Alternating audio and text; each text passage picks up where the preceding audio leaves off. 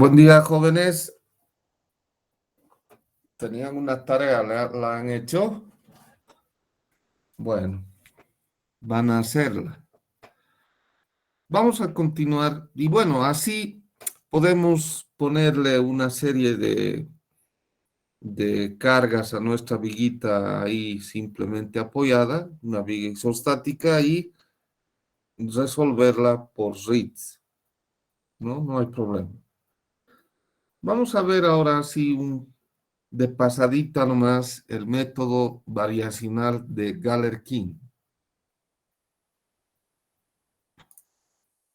Digo de pasadita nomás porque nos faltan algunos elementos, básicamente matemática básica, para poder ampliar un poco más. Algún rato lo voy a hacer, algún rato. Bien, tenemos uno de los métodos de Galerkin, el método de residuos ponderados. Normalmente se hace uso como funcional de la ecuación diferencial que gobierna el problema en Galerkin. ¿Sí? Esa ecuación diferencial va a actuar como un operador, como se ve aquí, LU igual a P. Por ejemplo, podemos tener en una barrita sometida a carga axial esta ecuación. La derivada respecto de X de la rigidez EA por la derivada de U respecto de X igual a 0. Que eso es el campo de desplazamientos, ¿no? Entonces, L, esa L que tiene una forma especial, es el operador que actúa sobre el campo de desplazamientos. En nuestro caso, de la barrita de la derivada respecto de X de EA por la derivada respecto de X. Todo eso es el operador. Bueno, y hay que resolver esta ecuación diferencial, ¿sí? Si, bueno, en el caso de ecuaciones diferenciales ordinarias es sencillo, pero en el caso y hasta podemos hallar la solución exacta, pero en el caso de ecuaciones diferenciales parciales, ya no es tan sencillo. Hay que asumir una solución aproximada. Bueno, y como ya les había comentado, las ecuaciones diferenciales han nacido ¿cómo? No ha venido, a ver, yo me voy a inventar este método. No ha habido tal. Nosotros sabemos que la solución, para recordarles un poco, la solución de las ecuaciones diferenciales viene, o sea, esos métodos vienen a partir de plantearse soluciones, ¿no? Nosotros sabemos que la solución de una ecuación diferencial es una familia de curvas, en el caso de ecuaciones diferenciales ordinarias, o una familia de superficies, en el caso de ecuaciones diferenciales parciales. Entonces, ¿qué ha hecho la humanidad? Se han planteado soluciones, han dicho, esta va a ser la solución, es esta familia de curvas, y de entre ellas, por ejemplo, esta, así han dicho, ¿no? Y luego han ido para atrás, han verificado si realmente era o no era la solución. Y de ahí han nacido los diferentes métodos de solución. Lo mismo se hace aquí. Vamos a plantear una solución aproximada, que le vamos a llamar un gusanito ahí. Y, por supuesto, si metemos a nuestro operador y le restamos este P, que es la igualdad. Como estamos aproximándonos a la solución, entonces existe un error, ¿verdad? Existe un error que puede ser por exceso o por defecto. ¿Cómo salvamos ese error? Si nosotros multiplicamos por unos factores de ponderación, ¿sí? Por unos factores de ponderación, pero ¿cómo? Haciendo una discretización muy pequeña de esta solución que hemos planteado. Si le multiplicamos por unos factores de ponderación, este WI, y luego integramos, eso tiene que ser igual a cero, ¿sí? La integral de WI del operador sobre nuestra solución menos P de B es igual a cero. Variando I desde 1 hasta N. ¿Sí? ¿Cómo hacemos eso? Por ejemplo, cuando queremos hallar el área bajo una curva, ¿no ve? Esa idea nos han dado en ¿cómo se llama? En cálculo 1.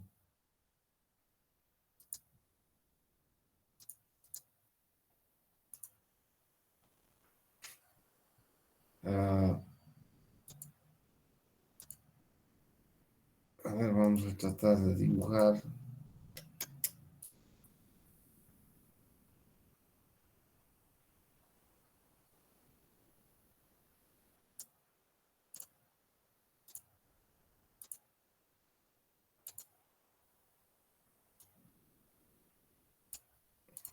¿No? Nuestro sistema de ejes X y Y. Y yo voy a introducir una curva. Entonces yo quiero hallar el área bajo esta curva. Ahora sabemos si conociésemos la función analítica, integramos entre dos valores, entre dos límites, ¿verdad? Y listo. Pero esa integral viene de algo, ¿no? ¿Y qué es ese algo? Digamos, queremos integrar entre este valor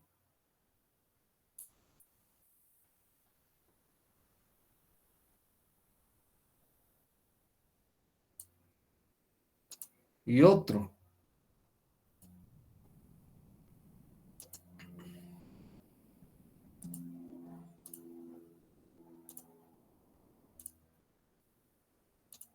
Digamos aquí.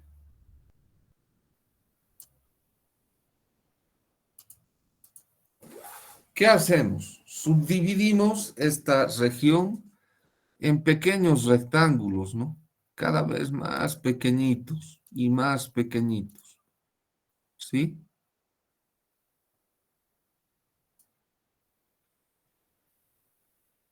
Subdividimos para luego multiplicar el área de un rectángulo, nosotros conocemos, que es la base por la altura. Listo. Pero si se fijan, aquí va a ser más notorio.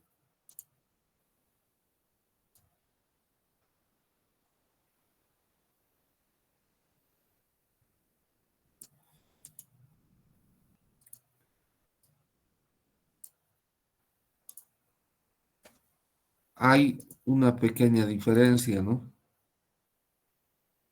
Esta, ¿sí? Ahí tenemos una especie de triangulito, ¿sí? Podríamos multiplicar este rectángulo, el área, encontrar el área de este rectángulo y luego de este triangulito. O podemos pasarnos un poquito, ¿no? nos pasamos y otra vez calculamos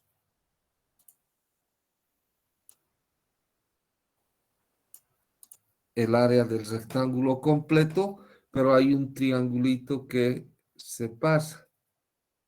Entonces ya decía yo, podemos aproximarnos o por exceso o por defecto. ¿Se acuerdan? Entonces, esa área que nos falta por defecto o por exceso, ¿sí? Podemos aproximarla a un porcentaje, ¿no? Podemos decir, esa área es más o menos no sé, pues, a ver, me voy a inventar, el 0,5% de toda el área total, de toda esta área del rectángulo, ¿no? Entonces, si yo le voy restando, o sea, le voy multiplicando por ese porcentaje, por ese factor de ponderación, estoy aquí. Si eso hago para toditos los rectangulitos, entonces la integral va a ser, tiene que ser igual a cero. ¿Sí? Ese es el método de Galerkin de los residuos ponderados, ¿no?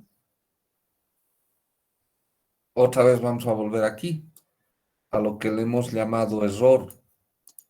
L, nuestro operador sobre la solución que hemos planteado, menos P, tiene un error, le hemos llamado error, ¿no es cierto?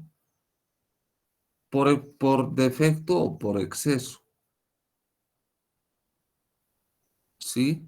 Entonces, multiplicando por el factor de ponderación y para todos los elementos discretizados, la integral es igual a cero. Por eso se llama residuos ponderados. Este es un residuo. El epsilon de x es un residuo. Bueno, entonces ahora tenemos que proponer nuestra solución, el U gusanito, y lo vamos a hacer como siempre hemos hecho, con funciones de interpolación. ¿Sí? U va a ser igual a la sumatoria desde I hasta N de QI por GI. ¿Cómo hemos visto esto anteriormente? Como G sub 0, bueno, como alfa 0, G sub 0 de X, digamos, ¿no? Más alfa 1 por G sub 1 de X y así. Ese QI viene a ser el alfa. ¿De acuerdo? Y las funciones de peso, porque esas no las conocemos tampoco. O sea, no vamos a decir, hay que multiplicar por un 0,5% este otro por un 0,2%. Pues no, no sabemos. También aproximamos. Pero hay una cosa interesante. No se nos prohíbe que estas funciones de interpolación que hemos planteado para el campo de desplazamiento sea distinta de esto. No se nos restringe. Si vemos a primera mirada, son distintos y son distintos, pero no se nos prohíbe a utilizar estas también como las funciones de ponderación. No se nos restringe. Entonces podemos aprovechar también eso. ¿De acuerdo? Muy bien. Por tanto, vamos a tener que la integral de phi, que ahora representa las funciones de ponderación, por el operador sobre nuestra solución planteada menos P por dB es igual a cero. ¿Qué es esto? Simplemente, si miramos un poco la mecánica de sólidos, especialmente la teoría de elasticidad, vemos que es el principio del trabajo virtual, o lo que se llama la forma débil del planteamiento de Galerkin, ¿no? Y esa forma débil es esta expresión, que es la expresión de la energía potencial, ¿verdad? Solo que aquí no lleva un medio, no lleva un medio, y está igualado a cero. Tenemos la integral de la traspuesta de las tensiones por las deformaciones, función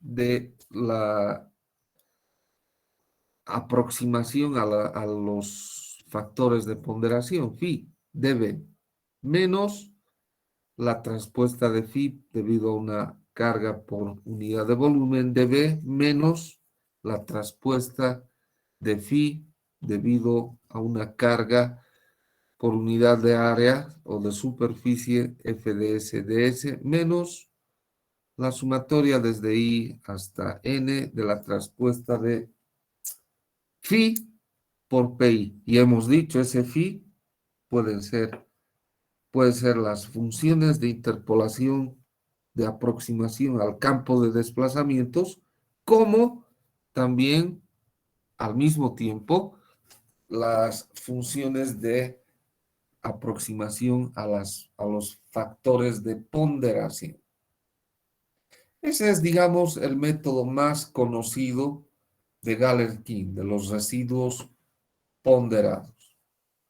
Entonces, como ejercicio, y solamente vamos a ver estito, nada más, se los voy a dejar este ejercicio, aplicando el principio del trabajo virtual. Aquí vamos a obtener nuestro operador, nuestra ecuación diferencial, y vamos a plantear la integral de phi por esa ecuación diferencial menos q de x igual a cero. Entonces, a partir de ahí, quiero que ustedes resuelvan sin plantear, digamos, para este caso particular, sin plantear la función de interpolación, sino así nomás, tal cual está. ¿De acuerdo? Por favor, si hubiera alguna pregunta.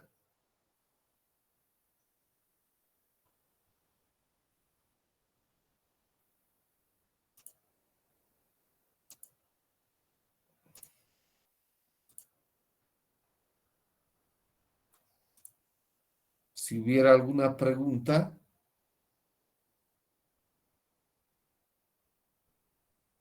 con eso habríamos concluido, jóvenes, el capítulo de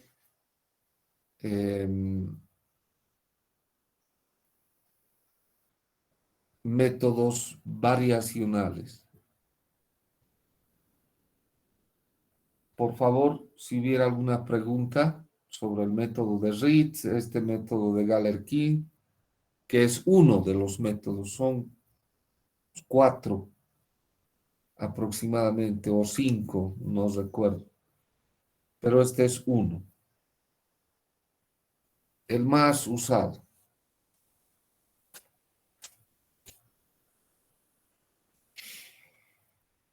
¿Preguntas, jóvenes?